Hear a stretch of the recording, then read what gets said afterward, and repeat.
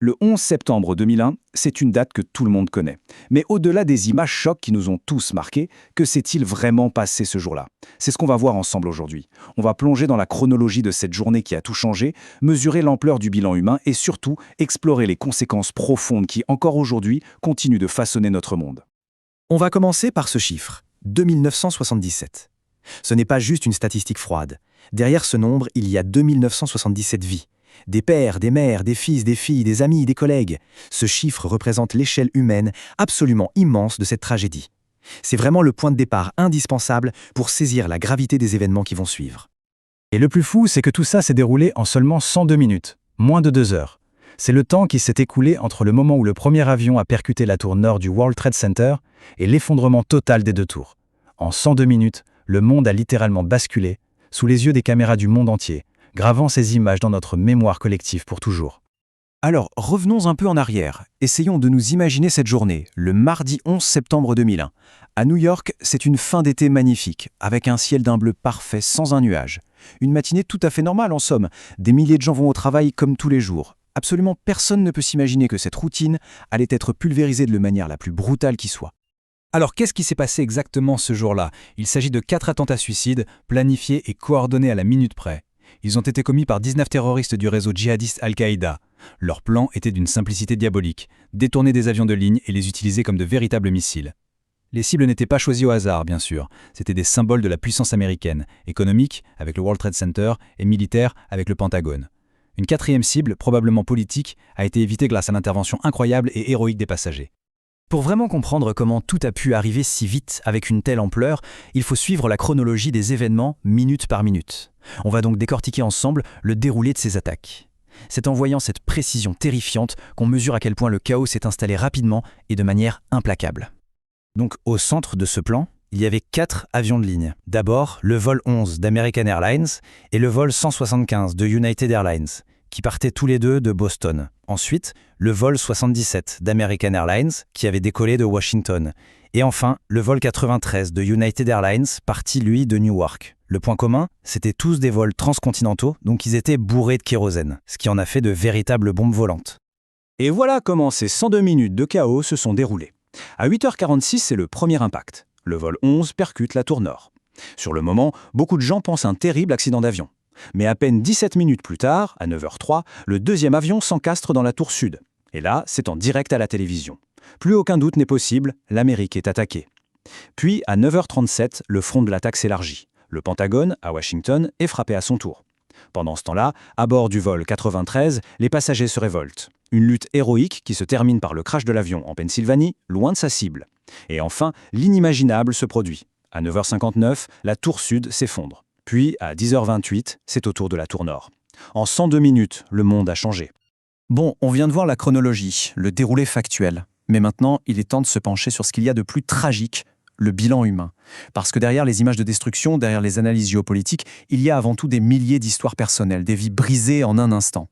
Et on en revient à ce chiffre, 2977. C'est important d'y revenir parce qu'au-delà de tout le reste, c'est ce nombre qui donne la vraie mesure de la tragédie. C'est ce qui fait du 11 septembre l'attentat terroriste le plus meurtrier de toute l'histoire, de loin. Si on regarde un peu comment ces victimes se répartissent, on voit tout de suite que l'épicentre du drame, c'est New York. L'immense majorité, 2753 personnes, sont mortes sur le site du World Trade Center. Ensuite, au Pentagone, on compte 184 victimes. Et enfin, à Shanksville, en Pennsylvanie, les 40 passagers et membres d'équipage du vol 93 ont péri. Ce graphique parle de lui-même, il montre à quel point New York a été frappé au cœur. Et dans ce bilan terrible, il y a une catégorie de victimes dont il faut absolument parler, les secouristes, les premiers répondants. Ces gens qui, alors que tout le monde fuyait, ont couru vers le danger pour essayer de sauver des vies. Ce jour-là, 343 pompiers du Fire Department de New York, 23 policiers du New York Police Department et 37 officiers de la police portuaire ont fait le sacrifice suprême. Leur courage est devenu l'un des symboles les plus forts et les plus poignants de cette journée. Une autre chose très importante à comprendre, c'est que le 11 septembre n'a pas été qu'une tragédie américaine. Pas du tout. Parmi les victimes, il y avait 310 personnes de nationalité étrangère venant de plus de 90 pays différents. Le World Trade Center, il portait bien son nom, c'était un carrefour du monde. Et sa destruction a donc endeuillé des familles aux 4 coins de la planète. Ces attentats n'ont pas seulement détruit des vies et des bâtiments, ils ont changé le monde, en profondeur et pour longtemps. Les conséquences politiques, sociales, sécuritaires, elles ont été absolument massives et d'une certaine manière, on vit encore avec aujourd'hui. Le changement le plus évident pour le commun des mortels, c'est celui qu'on a tous vécu dans les aéroports. Avant le 11 septembre, la sécurité était, disons, beaucoup plus souple. Après, c'est le jour et la nuit. On a vu la création d'agences spécialisées, comme la TSA aux États-Unis, l'arrivée des scanners corporels, les restrictions sur les liquides, et surtout quelque chose qu'on ne voit pas mais qui est crucial, les portes des cockpits sont maintenant blindées et verrouillées. Le simple fait de prendre l'avion est devenu une expérience totalement différente. Sur le plan géopolitique, la réaction américaine ne s'est pas fait attendre. Le président de l'époque, George W. Bush, a lancé ce qu'il a appelé la guerre contre le terrorisme. Très concrètement, ça a mené à 2 interventions militaires majeures. D'abord, l'invasion de l'Afghanistan, dès octobre 2001, avec pour but de déloger Al-Qaïda. Puis, en 2003, l'invasion de l'Irak. Une décision beaucoup plus controversée, justifiée à l'époque par des liens supposés avec le terrorisme qui se sont révélés infondés par la suite. Et les conséquences de cette deuxième guerre se ressentent encore très fortement au Moyen-Orient aujourd'hui. Et ce changement ne s'est pas fait qu'à l'extérieur. À l'intérieur même des États-Unis, la législation a été complètement chamboulée. Une loi au nom très évocateur, le USA Patriot Act, a été votée en un temps record. Et cette loi a considérablement élargi les pouvoirs de surveillance du gouvernement, lui permettant par exemple d'accéder beaucoup plus facilement aux communications privées. C'est vraiment le début d'un débat mondial qui n'est toujours pas terminé aujourd'hui. Où place-t-on le curseur entre la sécurité nationale et les libertés individuelles ?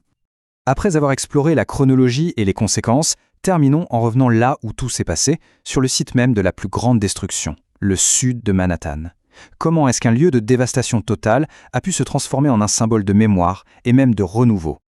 Juste après les effondrements, le site a tout de suite été surnommé Ground Zero. C'est un terme militaire qui désigne l'épicentre d'une explosion et ça décrit bien la scène. C'était un paysage apocalyptique, vraiment. Le nettoyage qui a suivi a été une opération titanesque. Imaginez, il a fallu évacuer plus de 1,8 million de tonnes de débris. Pendant des mois et des mois, le site n'a été qu'un immense chantier de recherche et de déblaiement. Aujourd'hui, si on va à cet endroit, le terme Ground Zero n'a plus lieu d'être. À la place, il y a un tout nouveau complexe qui est sorti de terre. La tour One World Trade Center s'élance à nouveau vers le ciel de New York. Et à ses pieds, on trouve le mémorial et musée national du 11 septembre.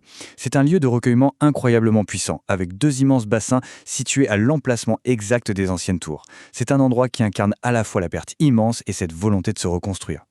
Et tout ça, ça nous amène à une dernière question. Une question pour nous tous. Plus de 20 ans après les attentats du 11 septembre, ce n'est pas juste une page dans les livres d'histoire. Cet événement continue d'influencer nos lois, notre façon de voyager, notre perception de la sécurité au quotidien.